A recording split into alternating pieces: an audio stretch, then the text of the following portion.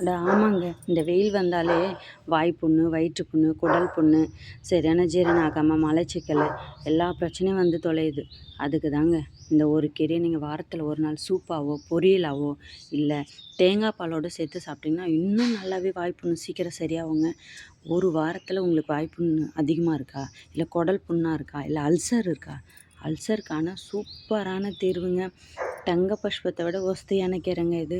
இது மார்க்கெட்டில் இப்போ நிறைய கிடைக்குது. நீங்கள் வாங்கி பொரியல் பண்ணியோ இல்லை ஒரு சூப்பாவோ, இல்லைங்க எங்கள் வீட்டாண்ட 1, 2 இலை தாங்க இருக்குது, ஒரு சின்ன செடி தாங்க இருக்குது, பரவாயில்ல பல்ல விளக்கிட்டு வாரத்தில் 2 நாள் ஒரு 2 கீரையை பறித்து மென்று முழுங்கிட்டு பச்சை தண்ணியை குடிங்களேன். அது கூட நல்ல பெனிஃபிட்டு தாங்க. நல்ல சூப்பராக ரெமிடியாக கேட்குதுங்க. நாக்கில் இருக்க அச்சரத்துக்கும் சரி, செரிமான கோளாறு உள்ளவங்களும் சரி, தேங்காய் பாலை அரைச்சி இந்த கீரையும் சேர்த்து அரைச்சி வடிகட்டி வாரத்தில் 2 நாள் வெறும் வயித்துல குடிச்சிட்டு வந்தீங்கனாலோ இல்லை சூப்பு மாரி செஞ்சு குடிச்சிட்டு வந்தீங்கனாலோ அவ்வளோ சூப்பராக இருக்குங்க. ஹீட்டை குறைக்கிறதுல சலன்னு அப்படியே ஐஸ் கட்டி மாரி ஆக்கிடுங்க நம்ம உள்ளே இருக்கிற உடல் உறுப்பெல்லாம்.